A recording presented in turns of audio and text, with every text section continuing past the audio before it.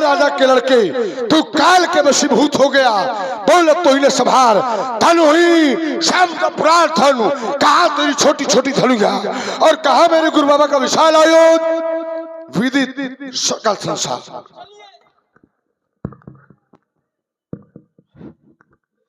जहां से आपने विराम लिया यहीं से आरंभ होते हैं। कर रुद्र बालक कालवश बोलत तो न संभार। अरे राजा के लड़के तू संभाल कर नहीं बोल रहा। अच्छा क्या हमने संभाल कर नहीं बोला? बहु धनु ही तोरी लड़काई और कबहु न असरिस कीनी। गोसाई, क्या ब्राह्मण को गोसाई कहना यह गलत है क्या? क्या ब्राह्मण को भूसुर कहना यह गलत है? भाई क्या हमने संभाल कर आपसे नहीं कहा? ब्राह्मण को हमने महिषुर कह के संबोधित किया है। बहु धनु ही तोरी लड़काई और कबहु न असरिस कीनी। गोसाई, और ब्राह्मण को गोसाई कहना यह अनुचित नहीं है। ब्राह्मण को महिषुर कहना, भूसुर कहना, महिदेव कहना, भूदेव कहना यह अनुचित नहीं है। भाई ब्राह्मण को गोसाई ना कहे तो क्या कहे? कसाई कहे क्या? भाई ब्राह्मण को गोसाई नहीं तो क्या कसाई कहा जाएगा? अब इनकी उल्टी गंगा बहती है, माने गोसाई कहे तो गलत और कसाई कहे तो। बिल्कुल होश में रहना, शब्दकोश बिल्कुल मर्यादित रहे। अरे कितने तो जो है शब्द फरसा चलने में देर नहीं है। इतना हमने शब्द को, तुम खुद शब्दकोश को उल्टा कर रहे हो। हमने शब्दकोश प्रयोग किया गोसाई, वो आपको लग रहा है गलत। हम कह रहे गोसाई तो गलत लग रहा, तो गोसाई गलत है तो फिर अच्छा कहा है? तो वही अच्छा वाले आपके लिए वही अच्छा होगा। तो हम तो फिर कह रहे कि हम बहुत सोच समझ कर और विचार कर बोल रहे। आप जितना बोलो बहुत सोच समझ के और विचार के बोलो। पहली बात आपने कहा कि राजकुमार लक्ष्मण को भी ममता होनी चाहिए और राजा जनक को भी ममता होनी चाहिए। इस धनुष से संसार का लाभ हुआ है तो संसार को भी ममता होनी चाहिए। पूरी ममता है। हम ये थोड़ी करें कि हमें ममता नहीं है। पूरी ममता है, श्रद्धा है, आस्था है। भगवान शंकर का धनुष था और सबको श्रद्धा है, सबको श्रद्धा है। लेकिन टूट गया है तो श्रद्धा है, और यदि टूट गया है तो लोगों को इसका कोई दुख भी, अच्छा दुख क्यों नहीं है? उसका एक कारण भी है। दुख क्यों नहीं है? यद्यप देखिए भगवान शंकर का तो धनुष अब टूट ही गया है, अब ये तो जुड़ नहीं सकता। लेकिन इस धनुष के माध्यम से एक कन्या का विवाह भी संपूर्ण हुआ है। अब यदि कन्या का विवाह हुआ, अब ये तो टूट गया तो जुड़ेगा नहीं, चाहे आप रो और चाहे हम रोए। अब टूट गया तो क्या करोगे आप और क्या करेंगे? लेकिन अब कन्या का विवाह संपन्न हुआ है तो उसमें आशीर्वाद दो। कन्या के विवाह में माने हर प्रकार से सहयोग करो। अच्छी बात है, न कर सको सहयोग तो सहयोग न करो, लेकिन ये तांडव भी न करो, ये भी आपको शोभा नहीं देता है। दूसरी बात, चलिए आइए तीसरी बात। आपने कहा कि लक्ष्मण हमने कहा था कि सहस्त्राबाहु ने आपके व्यक्तिगत आपके ऊपर तो प्रहार किया नहीं, तो आपने कहा कि 5 प्रकार के पिता होते हैं। जनिता चा, उपनेता चा, यश विद्याम प्रयक्षति, अन्नदाता, भयत्राता, पंचहिते पितरा स्मृता। 5 प्रकार के, देखिए 5 प्रकार के पिता जरूर होते हैं, लेकिन 5 प्रकार में जो जन्म देने वाला पिता होता है वो व्यक्तिगत होता है। जो जन्म देने वाला पिता होता है वो व्यक्तिगत होता है। जैसे जन्म देने वाला एक होगा लेकिन विद्या देने वाले अनेक हो सकते हैं। जन्म एक ने दिया। ऐसे जैसे अगर प्रश्न पत्र में यह लिखा जाए कि परशुराम जी के पिता का नाम, तो आप लोग क्या लिखोगे? पिताजी का ही नाम तो पड़ेगा, श्री यमदग्न, यही तो पड़ेगा कि दूसरा कुछ पड़ेगा? और वही दूसरा प्रश्न नीचे लिखा हो कि संसार के पिता का नाम, फिर भी यमदग्नि डालोगे क्या? फिर क्या डालोगे? तो फिर कहा जगदात्मा। जब वो प्रश्न हल करोगे तो ये लिखने पर विवश हो जाओगे कि जगदात्मा महेश पुरारी और जगत जनक सबके हितकारी। जो भगवान शंकर हैं वो सबके पिता हैं। तो भगवान शंकर यमदग्नि जी आपके व्यक्तिगत हो सकते हैं, लेकिन भगवान शंकर आपके व्यक्तिगत नहीं है। तो फिर देखिए वहां दोनों बातें अलग हो गई। आइए तीसरी बात इसी में आपने एक और लगाई थी। आपने कहा कि अपराधी के अपराध को देखकर दंड दिया जाता है।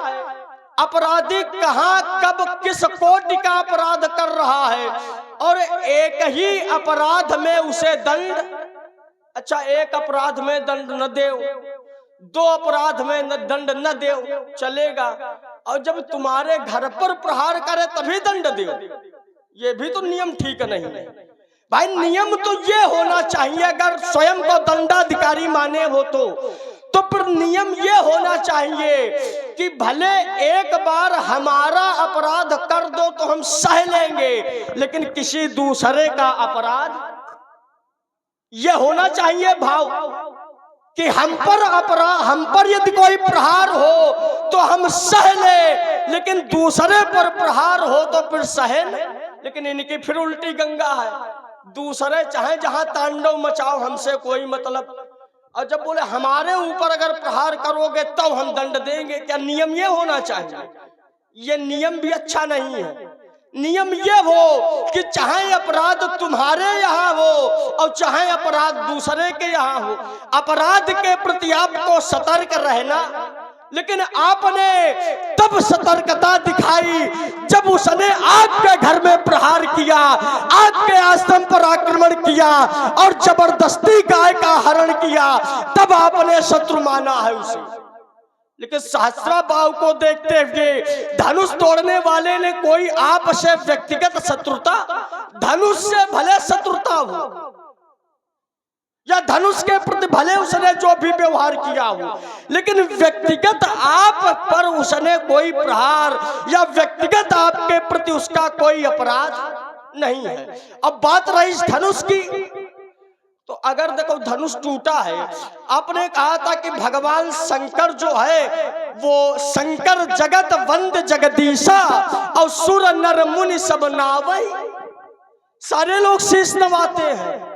तो जो सारे लोग शीश नवाते हैं, जिनका आपने प्रमाण दिया, वो सारे लोग धनुष तोड़ने वाले की जय जयकार भी कर रहे हैं। सुर किन्नर नर नाग मुनीसा, वही लोग हैं जिनको आपने सुर नर मुनि, इन्हीं का प्रमाण दिया था। सुर नर मुनि सब नाम शीशा, और हम मुनि नहीं थोड़ी और ऊपर बढ़ गए हैं मुनीस। ऐसे लोग सुर किन्नर नर नाग मुनीसा और जय जय जय कहीं दे आशीषा, ऐसे लोग आशीर्वाद दे रहे। तो जब ऐसे लोग आशीर्वाद दे रहे हैं तो कहीं ना कहीं काम अच्छा हुआ है, और जब काम अच्छा हुआ है तो अच्छे काम में अच्छे लोग तांडव नहीं करते। तीसरी बात, आइए एक और आपने बात रखी थी, सेवक। हमने कहा था कि धनुष तोड़ने वाले ने सेवा धर्म का पालन किया है, तो आपने कहा कि राजकुमार लक्ष्मण यदि सेवक धर्म का पालन किया गया है, तो यदि आदेश दे दिया गया था तो उठता और धनुष का खंडन कर देता। अगर स्वामी के द्वारा आदेश दिया गया तो फिर मुनियों से आज्ञा मांगने की कोई आवश्यकता। देखिए स्वामी जी खाली जंगल में ही रहे हो कि कहीं समाज में भी रहे हो, समाज में अगर रहे होते तो फिर ऐसी बात न करते। देखिए यहाँ की जो स्थिति है वो साधारण नहीं है। यहाँ आदेश देने वाले गुरुजी भी बैठे हैं और यहाँ पर जो मुनि बैठे हुए हैं वो भी गुरुतुल्य ही हैं। और कुछ संस्कार होते हैं। यहाँ पर जो अमुक मुनिनसन आयस मांगा, आपने कहा कि जो आज्ञा मांगी है, कभी कभी कुछ भाव के धरातल पर रखकर भी कुछ चीजें देखी जाती हैं। यहाँ पर धनुष तोड़ने वाले के द्वारा यदि हमारे गुरुजी बैठे हैं और गुरुतुल्य बैठे हैं तो नियम ये होता है कि यदि हम गुरुजी का सम्मान करें तो फिर हमारे द्वारा गुरुतुल्यों का सम्मान भी होना चाहिए। तो यहाँ धनुष तोड़ने वाले ने गुरु सम्मान के साथ साथ गुरुतुल्यों का भी सम्मान रखा। तो यहाँ केवल आदेश मांगने का दूसरा कोई कारण नहीं कि धनुष तोड़ने वाले ने आदेश मांग लिया तो वो सेवक धर्म से गिर गया ना, वो सेवक धर्म से भी नहीं गिरा। सेवक के धर्म का निर्वाहन किया और जो आदेश मिला था उस आदेश का अक्षर सा पालन किया। तो उसने आदेश भी मांगा है। तो केवल संस्कार के धरातल पर खड़े होकर हमारे गुरुतुल्यों का सम्मान भी ज्यों का त्यों हमारे द्वारा बना रहे, दूसरा उसका कोई कारण नहीं है। और अपनी वाणी पर यही विराम लगा। चलो, जहां से तुमने विराम लगाया मैं यहीं से प्रारंभ होता। राजकुमार ने कहा कि महाराज धनुष तोड़ने वाले ने, ये संस्कार है उसकी, शिष्टाचार है उसका कि धनुष तोड़ने वाले ने, गुरुजी ने आदेश धनुष तोड़ने वाले को दिया या स्वामी ने आदेश धनुष तोड़ने वाले को दिया। तो कहा धनुष तोड़ने वाले ने बैठे हुए मुनियों से आदेश ले लिया। अब विचार करना, गुरुजी के साथ अगर कोई बैठा है तो सम्मान करने के योग्य है, ये बात ठीक है। जैसे पिताजी अगर बैठे हैं, पिताजी के साथ पिताजी के छोटे भाई बैठे हैं, तो पुत्र का धर्म है कि अगर पिताजी के चरण स्पर्श करे तो फिर बैठे हुए पिताजी के भाई के भी चरण स्पर्श करे। ये धर्म है, ये शिष्टाचार है, ये संस्कार है। लेकिन अगर पिताजी आदेश दे कि बेटे जाओ एक पात्र में जल लेकर के आओ, हमें जल पान करना है, जल पीना है, तो फिर पुत्र का धर्म ये नहीं है कि अपने बैठे हुए पिता के छोटे भाई से पूछे कि क्यों पिताजी को जल दे दे कि क्या। धर्म ये नहीं है। धर्म ये है कि जब पिताजी ने जल मांगा तो फिर पिताजी को जल दिया जाए, ये धर्म है। तुमने कहा ये संस्कार है, ये शिष्टाचार है, तो फिर मैं इसको सूत्र तुमको देता हूं। आचार कहते हैं शिष्टाचार और संस्कारी व्यक्ति का जो पहला पावदान होता है वो पावदान होता है सत्य बोलना। शिष्टाचारी व्यक्ति की पहचान, संस्कारी व्यक्ति की पहचान, तो कहा पहला पावदान है सत्य का पालन करें। दानम सत्यम तपो अलोभो विद्या पूजनम दमः अष्टोत्तानि चरित्राणि शिष्टाचारस्य लक्षणम। अर्थात सबसे पहला जो पायदान है वो पायदान ये है कि पहले तो व्यक्ति को सत्य बोलना चाहिए। ये संस्कारी व्यक्ति की या शिष्टाचारी व्यक्ति की पहली पहचान।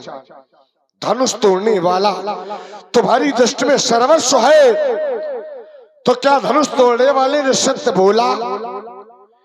क्या धनुष तोड़ने वाले ने सत्य का पालन किया? हम तुम्हें संस्कारी मान ले, चलो धनुष तोड़ने वाले को छोड़ो, हम तुम्हें संस्कारी माने, शिष्टाचारी माने, तो क्या तुमने सत्य का पालन किया?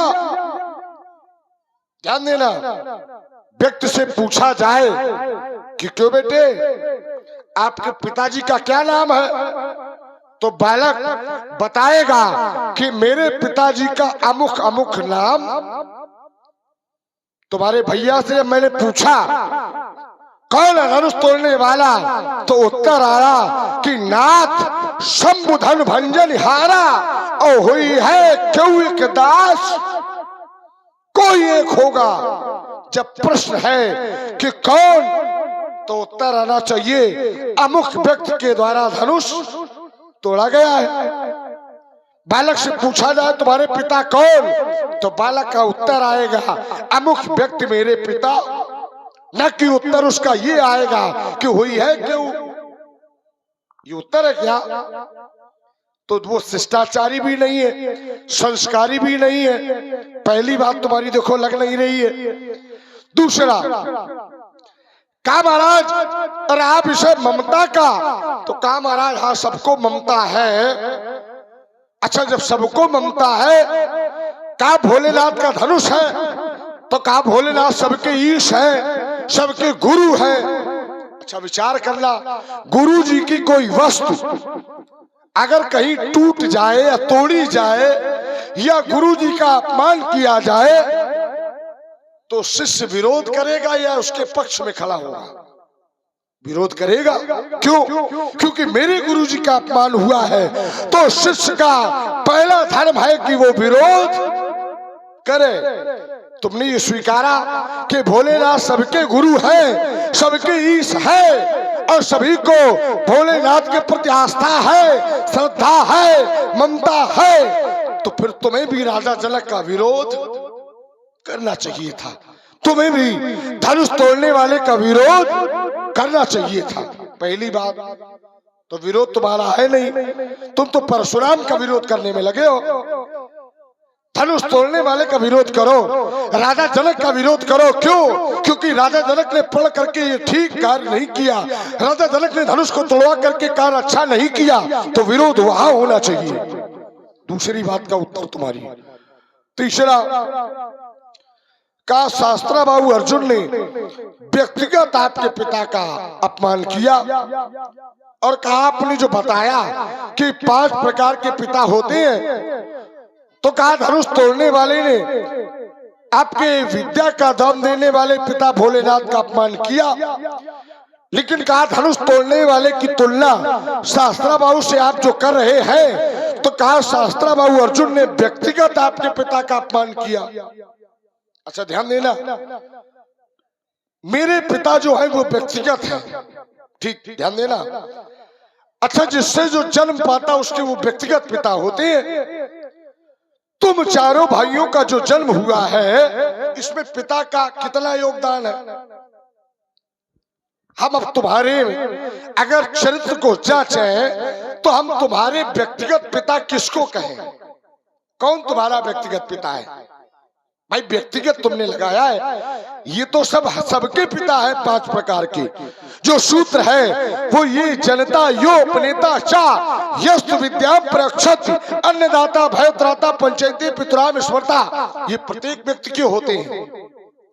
अब इन्हीं में एक व्यक्तिगत पिता है, 5 में एक व्यक्तिगत पिता है। और राजकुमार कह रहा महाराज व्यक्तिगत पिता वो होता है जो जन्म देता है, वो व्यक्तिगत होता है।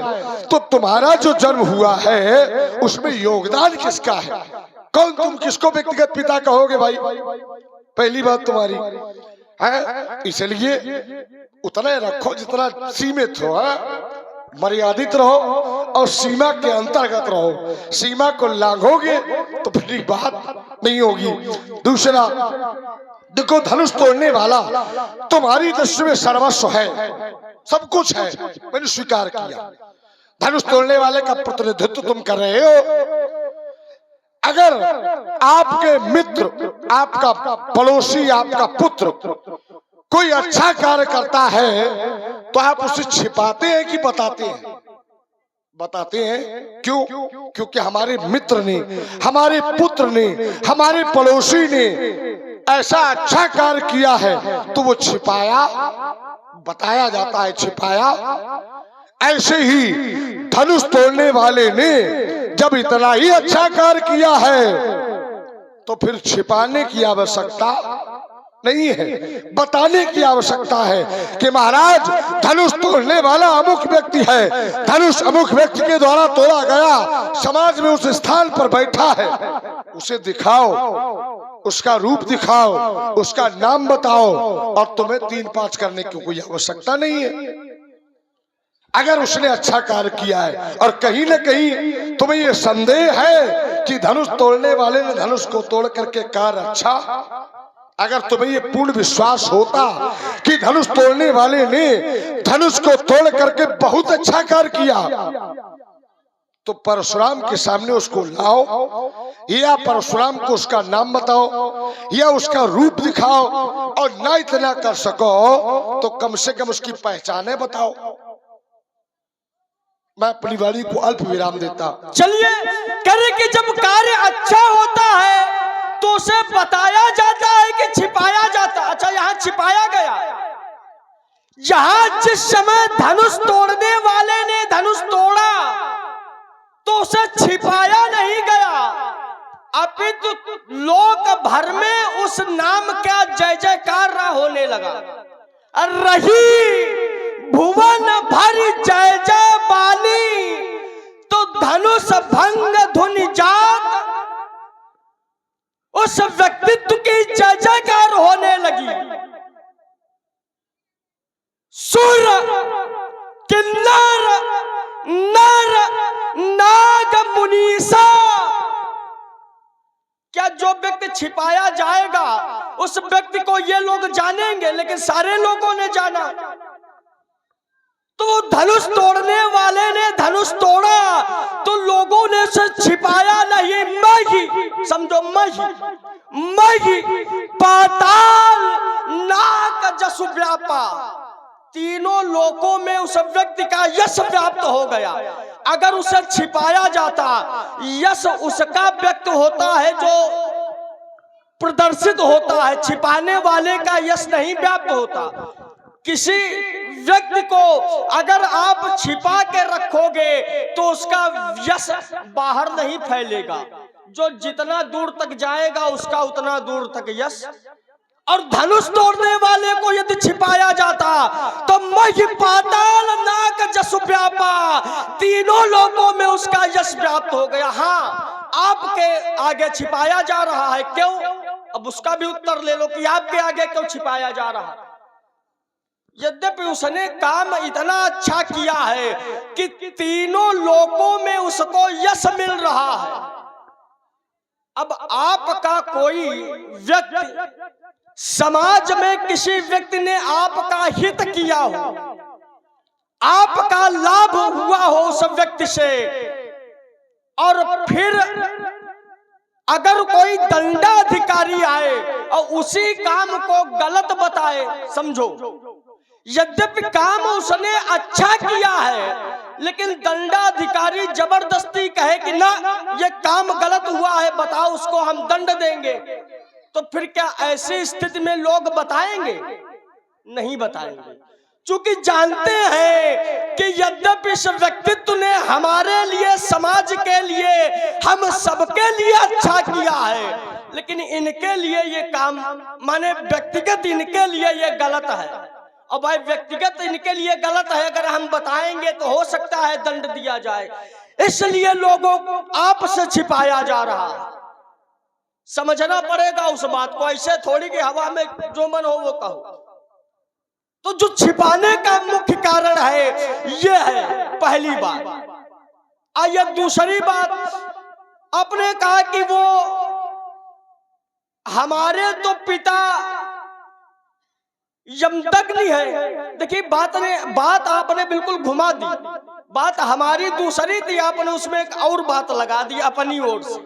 भाई लगाना था, अच्छी बात है आपने लगाया, लेकिन पहले अपना तो हल कर लेते। भाई बात लगाओ, अच्छी बात है, लेकिन पहले एक हल हो जाए तब एक लगाओ। अब एक हल नहीं हो पा रही, दूसरी एक और उसमें आप लगाए हो।